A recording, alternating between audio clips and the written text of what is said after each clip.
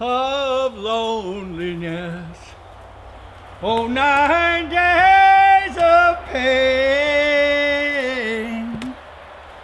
Don Fendler's gone and lost himself on a mountain up in Maine.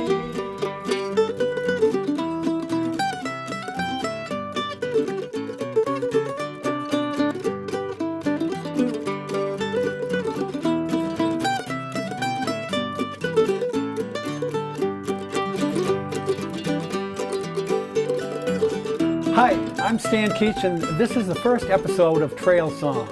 I believe that people who are out in the woods enjoying time on the trail can enhance their experience by singing songs about being outdoors.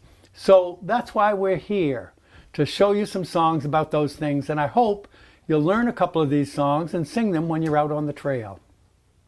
We're going to start off with a song from the logging camp tradition. It's the swinging of the axe from morning till night in the forest wild and drear.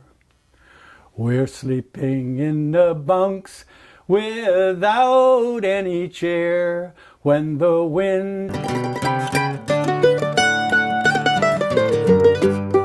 When I was a kid, my dad did a lot of trout fishing in Maine's Baxter Park and other wild places up here. So this song that Julie's going to sing, Trout on the Line, is basically about that experience. Back in the day, the best times I had were up in the North Woods fishing with Dad. The sky was deep blue and the pine trees were green. Walking for miles on a cold mountain stream. Dad was the big...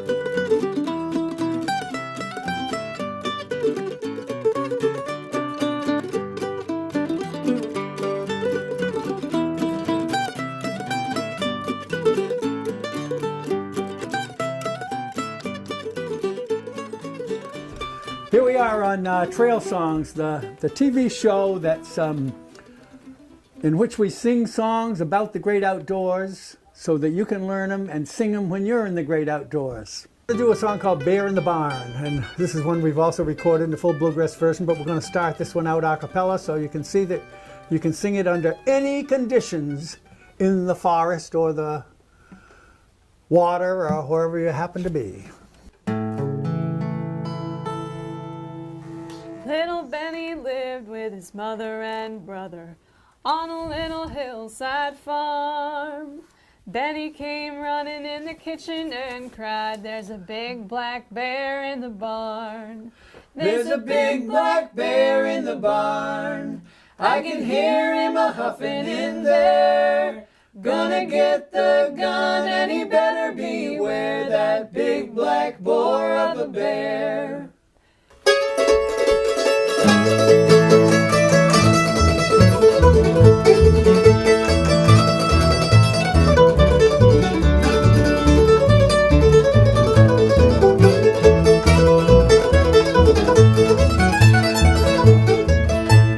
Benny's mother looked out the window, there in the shady barn door, little beady eyes and covered with flies, was the bear. He was a big black boar.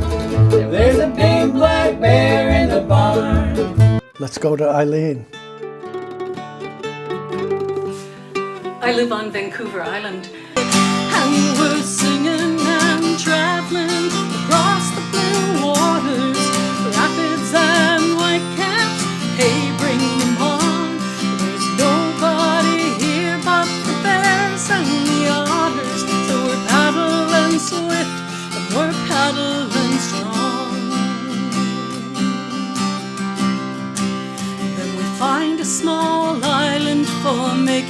my camp. Some people think this story is very gruesome. To me, I find it very inspiring. It's about how when we're really in big trouble, sometimes we go to depths that we didn't know were there to do what has to be done. My name is Aaron Ralston. I come from Colorado. I gallivant these craggy lands like a reckless desperado.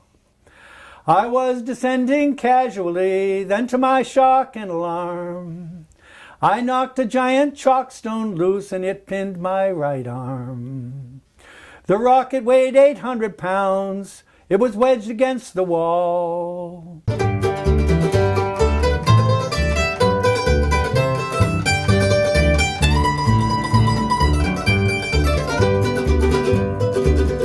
Now mosquitoes can be pesky, and it's no fun when they bite.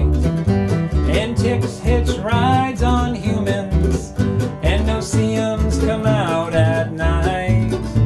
But there's no other insect that I hold in such disdain as that tiny fly, Sibylliidae, when it's black fly time in Maine. When it's black fly time in Maine, they're all over the terrain. This next song, The Knife Edge, that Julie's going to sing, is a true story. This mile-long thin ridge forms a kind of amphitheater around Chimney Pond, and so you can actually hear pretty well from across Chimney Pond looking up at the knife edge. The knife edge is a ridge of granite cutting through the clouds that scud between Katahdin's Peak like a foreboding shroud. A mile of rugged hogback shaped like a splitting wedge. Both beauty and grave danger can be found on the knife edge. On October 28 in 1963, two Massachusetts women came to Maine. They had agreed both beauty and grave danger can be found on the knife edge. Both beauty and grave danger on the knife edge. Both beauty and grave danger on the knife edge.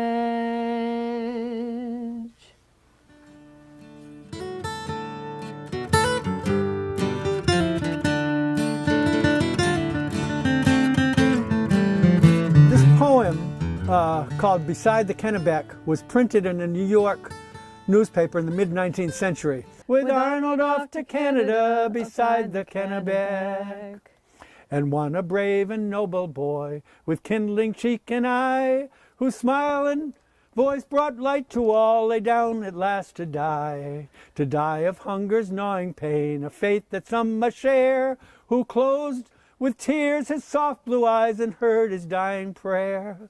They took a bright curl from his brow and kerchief from his neck, and laid him 'neath the autumn leaves beside the Kennebec.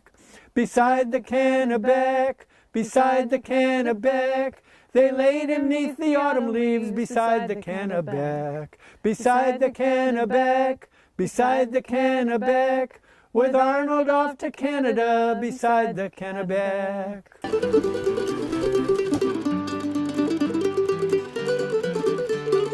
Okay, I'm gonna teach you a song now. So this is a good song, I think, for hiking and stuff if there's more than one person, because you can do it in a call and response way, like a work song or a military cadence song, you know, sound off, 1, 2 type of thing. So just repeat every line after me. This is about the 100-mile wilderness. That's the name of the song. But now there's more logging roads up there. I think it's theoretically possible to get some supplies, but it's not easy. You're probably still well advised to take 10 days supply with you. Isn't that true? It's hard to get peanut butter airlifted these days. So. Yeah. Have you ever slept out in the rain? Have you ever slept out in the rain? In the wilderness of Maine. In the wilderness of Maine. Ask me that and I'll say yes. Ask me that and I'll say yes. In the 100-mile wilderness. In the 100-mile wilderness. When you pack, be tough and grim. When you pack, be tough and grim. Trim each ounce that you can trim. Trim each ounce that you can trim. Less is more and more is less. Less is more and more is less. In the 100-mile wilderness. In the 100-mile wilderness. We're going to start it out like we usually do, and then we're going to stop and sing a little bit of it a cappella so you can get an idea that you can sing it under any circumstances. Right? My childhood home in the heart of Maine. Snow-covered mountains on the horizon. You can hear the chirping and the moose and deer browse beneath the evergreen trees.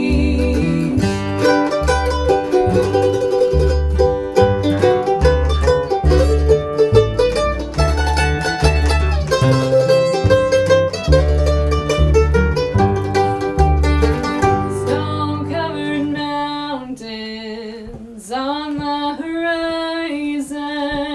You can hear the chirping of the chickadees where the salmon spawn on the Kennebec River, and the moose and deer browse neath the evergreen trees where the salmon spawn on the Kennebec River, and the moose and deer browse neath the evergreen trees.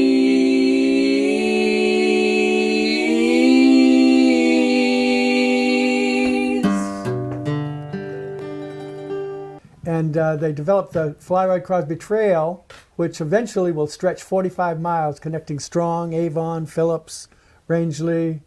What else is up there? Sandy River, Dallas. You know, all those big metropolises. Langtown. In fact, Bud, Fly Rod Crosby is born and raised in the town of Phillips, Maine. She hunted and she fished until the whole world knew her name. Ride the narrow gauge railroad and look over, who do I see? It's Fly Rod Crosby with some sports, they're headed to Rangeley.